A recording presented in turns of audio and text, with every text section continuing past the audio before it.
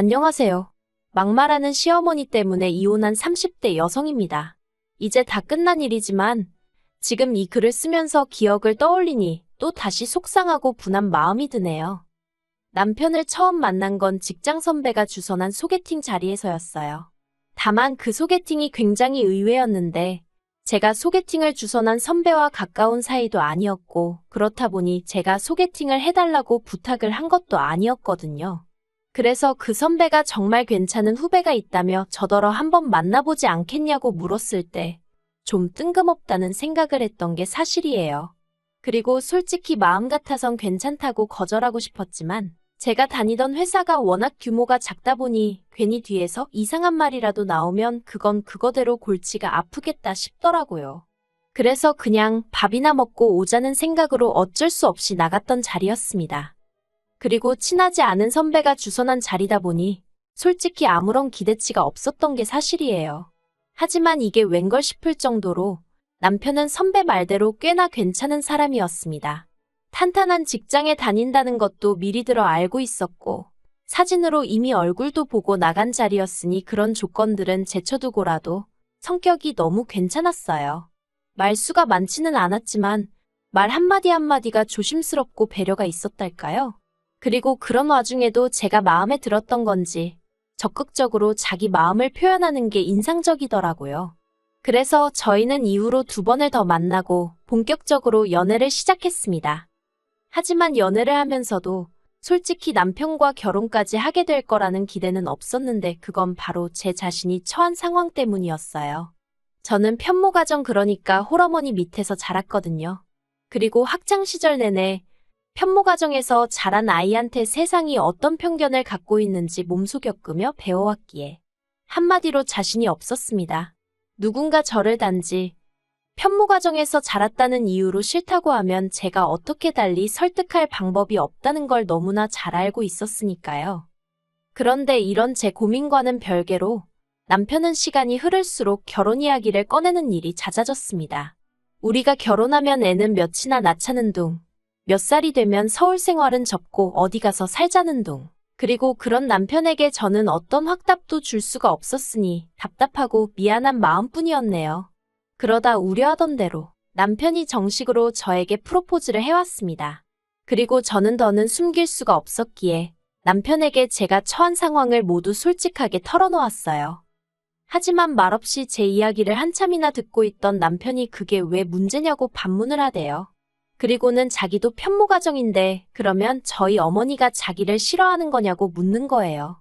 근데 저는 그때까지만 해도 남편이 제 기분을 풀어주려고 농담을 하는 줄 알았어요. 그래서 제가 농담하지 말라니까 그제서야 정말 진지한 얼굴로 사실이랍니다. 자기도 어머님이 혼자 자기를 키워주셨다고요. 다만 저와 남편이 처한 상황은 닮은 듯 달랐는데 그건 저희 친정의 경우 사별로 인한 편모가정이었고 남편 쪽은 이혼이었어요. 그래서 친정어머니는 그 어떤 도움도 받을 곳 없이 혼자 저를 키우셔야 했지만 남편은 아버님이 그래도 꼬박꼬박 양육비며 생활비를 보태주셨다는 거예요. 그래서 그 덕에 어머님은 아버님이 살아계시던 동안에는 계속해서 전업주부로 지내실 수 있었다고요. 아무튼 차이가 있기는 했지만 이런 이야기를 어디 가서 시시콜콜 할 것도 아니고 남들이 보기엔 똑같은 편모가정이었겠죠. 그리고 그래서인지 양쪽 어머님들 다 그 부분에 대해서는 크게 묻지도 따지지도 않으셨어요. 남편도 저도 어쨌든 서로의 처지가 비슷하니 동지애라고 해야 할지 누구보다 서로가 서로를 이해해 줄 수 있겠다 싶었죠. 그런데 본격적으로 결혼 이야기가 진행되던 어느 날 남편이 저에게 제안할 게 하나 있다고 했습니다. 그래서 그게 뭐냐고 물으니 결혼하고 딱 2년만 합가를 하면 안 되겠냐고 하대요. 아버님 어머님이 이혼하신 이후로 하루도 어머님하고 떨어져 있어 본 적이 없다며 갑자기 어머님 혼자 두고 나와 산다고 생각하니 여러 가지로 마음이 쓰인다면서요. 그리고는 대신에 원하면 저희 친정어머니도 인연을 모시고 살잡니다. 자기는 제가 원하면 그렇게 해줄 수 있다고요. 하지만 저는 친정어머니가 혼자 저를 힘들게 키우시긴 했어도 제가 성인이 된 이후로는 친정어머니께 짐이 되고 싶지 않아서 독립을 한 상황이었거든요. 그래서 굳이 친정어머니랑 다시 같이 살고 싶다는 생각은 해본 적이 없었습니다. 친정어머니도 이 나이에 다 큰 자식 뒷바라지 할 일 있냐며 합가에 히읗자만 나와도 손사래를 치시는 분이셨고요. 그래서 남편이 나름대로 해온 제안이란 게 솔직히 그다지 와닿지 않았어요. 그리고 남편도 그게 별로 효과가 없다는 걸 눈치챘던 건지 또 이런저런 이유를 갖다 댔습니다. 그리고 그 이유들 중 그나마 솔깃했던 게 어머님이랑 2년 같이 살면서 그 사이에 돈을 더 모아서 신축 아파트로 분가를 하는 건 어떻겠냐는 거였어요. 그래서 남편에게 져준다는 마음으로 알겠다고 했네요. 하지만 합가를 한 건 정말 제가 제 발등을 찍은 거나 마찬가지였습니다. 합가를 시작하기가 무섭게 어머님은 저희에게 생활비로 150만 원을 요구하셨거든요. 그리고 생각지도 못한 큰 액수에 제가 놀랐더니 어머님이 그럼 뭐 시애미 등골에 빨대 꼽고 살려고 그랬냐면서 염치도 없고 뻔뻔하다 하시대요. 정말로 여러 가지로 놀랐습니다. 결혼 전에는 한 번도 이런 말투로 저에게 말씀하신 적이 없으셨으니까요. 저에게 늘 새애기라고 불러주셨고 저희 어머니한테 사돈사돈 하시던 분이셨어요. 그리고 저희가 무슨 말만 하면 세상 온화한 미소로 대답을 대신하신 적도 여러 번이셨지요. 그런데 정말 합가를 딱 시작하자마자 생활비가 어떻고 하시면서 돈 내놓으라 소리를 하시질 않나? 저를 야, 너 하고 부르시질 않나? 그래서 같이 산 지 일주일 만에 이렇게는 못 산다고 했어요. 남편더러 이렇게 막말 들어가며 돈까지 뜯겨가며 내가 왜 어머님이랑 살아야 하는지 모르겠다고 했죠. 그랬더니 남편이 앞으로 어머님이 막말 못하시게 중간에서 자기가 잘하겠다며 싹싹 빌대요. 그리고 정말로 남편이 어머님께 뭐라고 이야기를 했는지 이후로 어머님이 생활비에 대해서는 입도 뻥끗 안 하시더라고요. 그래서 남편이 있는 한 내가 당하고만 살지는 않겠구나 싶어서 그냥 약속한 대로 2년만 버티자고 마음을 먹었네요.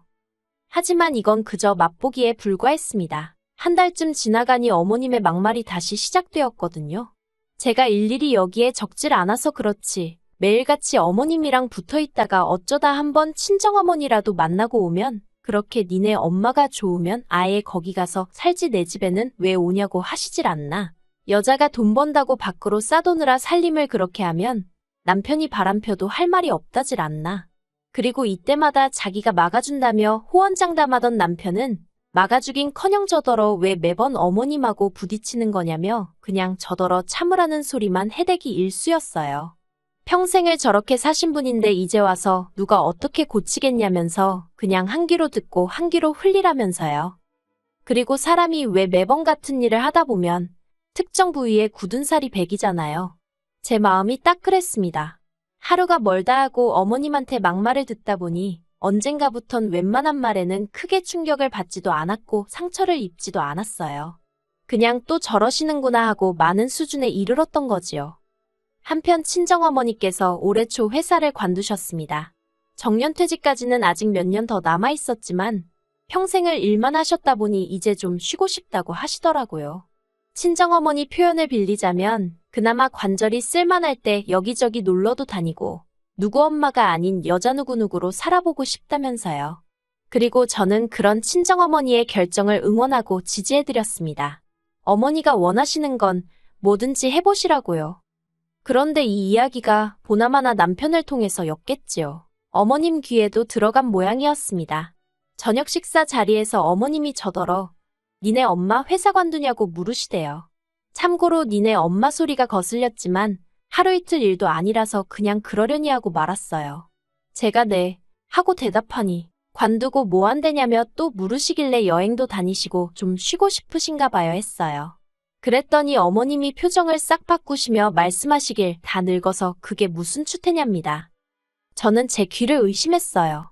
평소에 어머님이 언행이 고우신 분은 아니셨고 그래서 뭐 좋은 소리가 나올 것 같지는 않았지만 그래도 추태라니 기분이 확 상했지요. 그래도 여기까지도 그냥 꾹꾹 눌러 참았지 뭐라 따지고 들지는 않았습니다. 그냥 빨리 대화를 끝내야겠다는 생각뿐이었던 것 같아요. 그런데 어머님께서는 계속해서 가짠타는 표정으로 니네 엄마는 어디서 돈이 나서 그런 생각을 하는 거냐며 저더러 친정에 몰래 돈 주냐입니다. 그리고 그 말에 그때는 저도 짜증이 나서 친정어머니가 직장 생활을 몇 년을 하셨는데 그 정도 여윳돈은 있으시겠죠 하고 대꾸해버렸어요. 그랬더니 어머님이 하시는 소리가 야 니네 엄마 암만 해도 남자 생겼나 보다며 노망난 거 아니냐는 거예요. 정말 그 순간 너무 화가 났어요. 그래서 버릇이고 나발이고 그런 건 생각도 못하고 어머님한테 무슨 말씀을 그렇게 하시냐고 소리를 질렀습니다. 일평생 남한테 손 한 번 안 벌리시고 열심히 사신 분이라고 당신 능력으로 뭘 하고 사시든 어머님이 간섭할 일이 아니라고요. 그리고 저희 어머니가 뭘 하시던 이렇게 뒤에서 남 욕이나 하는 어머님보다는 훨씬 낫다고 해버렸습니다. 그랬더니 뭐 난리가 났지요. 정말이지 어머님이 저한테 세상에 온갖 연자 들어가는 욕은 다 하시더라고요. 그리고 그때 퇴근한 남편이 집안에 들어섰고 눈치가 있으니 분위기가 살벌한 걸 금세 알아채더라고요. 저더러 무슨 일이 있었냐길래 어머님한테 들으라고 했습니다. 기분 나빠서 입에 담기도 싫다고요. 그랬더니 어머님이 또 저러더 미친모라며 욕을 퍼부으셨는데 제가 남편더러 당장 다음 주에라도 분가하자고 그거 아니면 그냥 갈라서 자고 해버렸습니다. 그랬더니 남편도 이번엔 사태의 심각성을 느꼈는지 어머님더러 도대체 무슨 소리를 하셨냐고 언성을 높이더라고요. 하지만 남편이 어머님한테 뭐라건 간에 저는 도무지 분한 마음을 삭힐 수가 없었습니다. 그래서 방으로 들어가 여행용 가방에 무턱대고 제 짐을 챙기기 시작했어요. 분가까지는 얼마 남지 않은 시점이었지만 그때까지 이 집에 있다간 분가하기 전에 내가 미치거나 죽거나 둘 중 하나겠다 싶었으니까요. 그래서 아무렇게나 짐을 싸서는 방문을 열고 나왔어요. 그랬더니 남편이 이건 또 뭐냐면서 저더러 제발 좀 참으랍니다. 그리고는 한다는 말이 그냥 어머님이 원래 입이 거칠어서 하신 말이지 진짜 장모님더러 노망났다고 한 소리가 아니라는 궤변을 늘어놓대요. 그래서 됐다고 했습니다. 어머님도 당신도 지긋지긋하다고 같이 안 살겠다고요. 그리고는 뒤도 안 돌아보고 친정으로 왔어요. 친정어머니는 저를 보고 깜짝 놀라신 눈치였습니다. 조심스레 저더러 남편하고 싸웠냐고 물어보시는데 저도 모르게 눈물이 터져 나오대요. 그간의 서름이 밀려 올라오는 것 같았거든요. 하지만 차마 어머님이 친정어머니께 하신 막말은 전할 수가 없어서 그냥 맞다고 남편하고 싸웠다니까. 원래 부부끼리는 다투기도 하는 거라면서 기왕 왔으니 마음 달래고 가라는 거예요. 그리고 그런 친정어머니의 위로에 전 또 한바탕 울고 말았죠. 그리고 이튿날 저는 회사에 병가를 내고 친정어머니랑 같이 있었어요. 그런데 남편이 회사에 전화를 해본 건지 어떻게 제가 집에 있는 걸 알고는 찾아왔더라고요. 저더러 얘기 좀 하자길래 친정어머니가 걱정하실까봐 집 밖으로 제가 나갔습니다. 그랬더니 남편이 미안하다면서 어머님도 미안해하고 계시다고 이제 그만 집에 가자대요. 그래서 제가 됐다고 했습니다. 그냥 우리 이쯤에서 깔끔하게 헤어지자고 했어요. 밤새 생각해봤는데 어머님만 봐도 역겹고 소름 끼쳐서 이제 두 번 다시 뵙고 싶지 않다고요. 그랬더니 남편이 그새 지 성질을 못 감추고 어떻게 며느리가 돼서 시어머니더러 그렇게 말을 하냐입니다. 그래서 제가 니네 엄마도 우리 엄마한테 노망났네 어쩌네 막말을 하는데 나는 왜 하면 안 되냐고 받아쳤습니다. 그랬더니 그래도 너는 며느리잖아 하는데 답이 없다 싶더라고요. 그래서 남편하고는 결국 이혼을 하게 되었습니다. 그런데 말이 이혼이지. 서류상으로는 처음부터 남남이었어요. 다행이라고 해야 할지. 합가하는 동안에는 어머님이 남편 돈은 당신이 관리하겠다고 하도 우기셔서 아예 돈 관리는 따로 하고 있었거든요. 그리고 상황이 그렇다 보니 제 돈은 제가 관리하게 되었고 그래서 뭐 혼인신고를 안 했어도 딱히 불편한 게 없었달까요? 그런데 그게 이렇게 도움이 될 줄은 몰랐죠. 그리고 인생은 새옹지 말하더니 어쨌든 남편과 헤어지고 나서 여러 가지로 힘들어하던 저에게 좋은 일이 찾아왔습니다. 그동안 악착같이 모은 돈에 친정어머니가 얼마 보태주셔서 그걸로 청약을 신청했는데 운 좋게 당첨이 되었어요. 마지막 미분양 물량이라고 딱 두 채가 풀렸던 집이었는데 그리고 유치하지만 저는 그 소식을 남편에게 알렸습니다. 직접은 아니고 소개팅을 주선했던 선배의 입을 빌려서요. 그랬더니 남편이 원래대로면 우리가 함께 살 집이지 않았겠냐며 이걸 계기로 다시 새 출발을 해보자는 개소리를 하대요. 원하면 장모님을 모시고 살아도 좋다나요? 아이고 됐습니다. 가서 니네 엄마 입단속이나 하세요.